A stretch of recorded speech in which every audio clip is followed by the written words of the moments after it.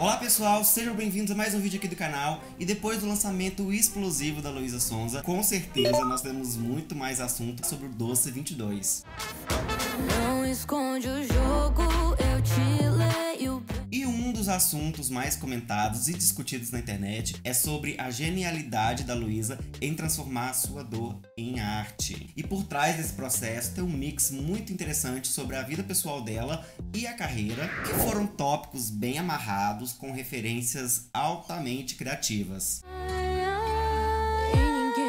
Até sei que você me... Falando nisso, um dos aspectos mais elogiados sobre o Doce 22 foram as referências que foram usadas para dar mais sensibilidade para o álbum. Então nesse vídeo nós vamos falar sobre as referências do Doce 22 e se você gosta do tópico, continue no vídeo até o final.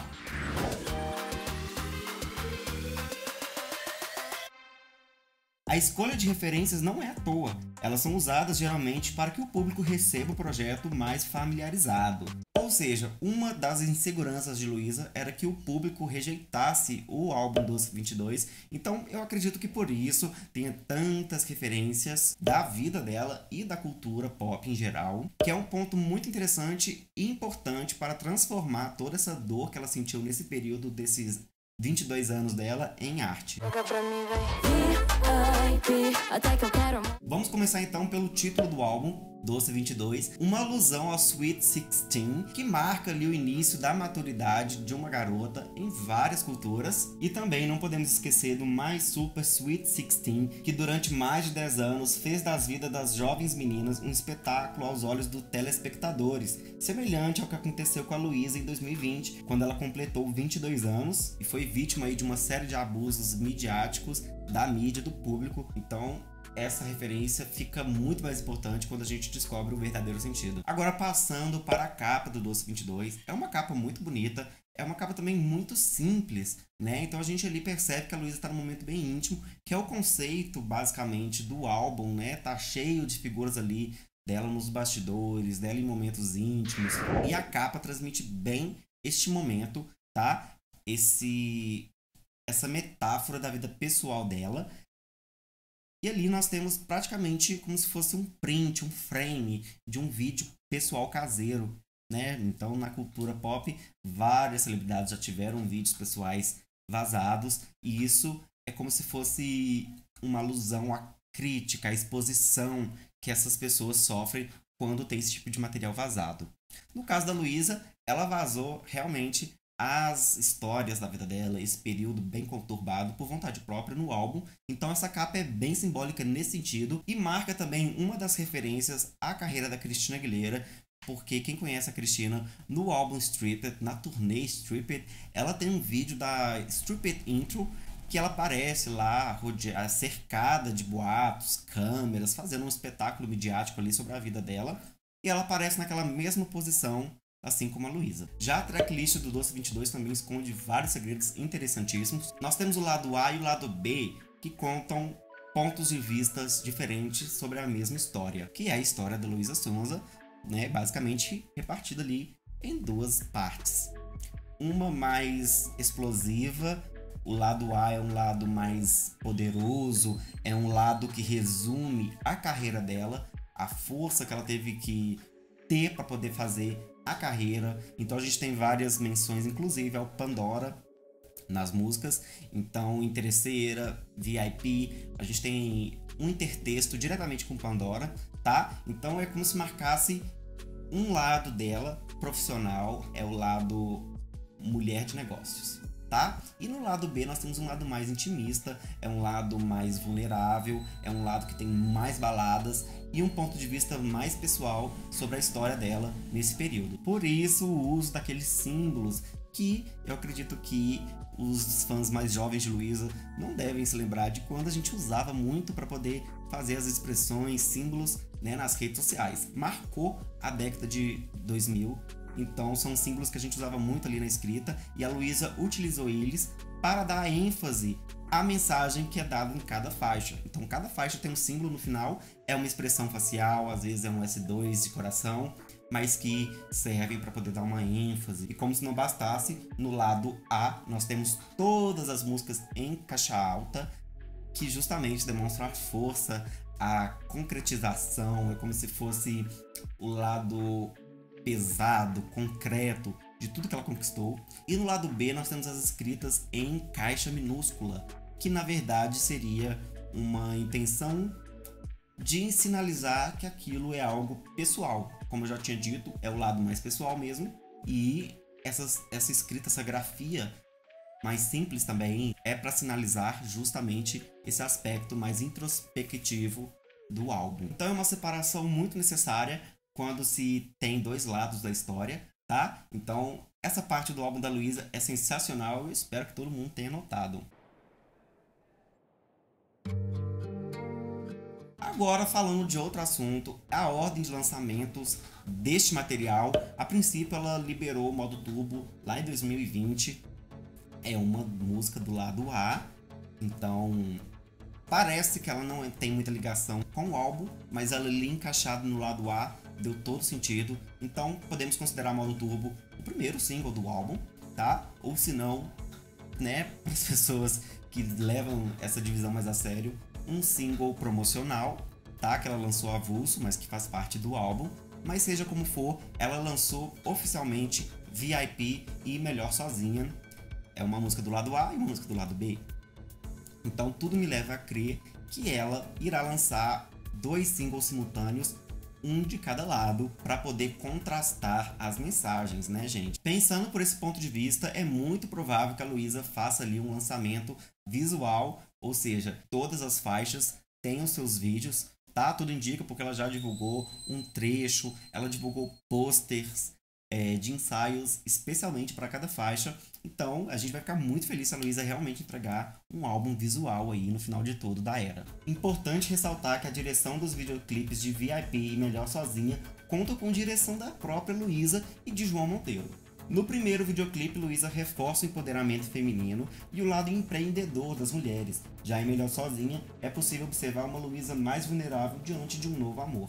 A Luísa chegou a revelar que as referências desse disco são muito abrangentes, né? Então esse material todo demorou aí 14 meses para ser fechado, e considerando esse período, é um período relativamente curto para o tanto de material que ela conseguiu criar. Então nesse meio tempo, nesses 14 meses, ela teve que compor, ela teve que se recompor de situações bem pessoais e pesadas, ela teve que dirigir, ela teve que escrever, ela teve que gravar. Então, considerando aí esse período, é muito surpreendente que ela tenha entregado tanto material. Então quer dizer que é um material que ela trabalhou muito pesado. Inclusive nas referências estéticas, elas são riquíssimas, a começar pelos anos 2000, que é a era ali, a época de Luísa, né? Então ela consumiu muito material ainda adolescente dessa época. Inclusive na faixa 2000 S2 a gente tem um sample do Maroon 5 que deixou a música ali com uma carinha de anos 2000 mesmo.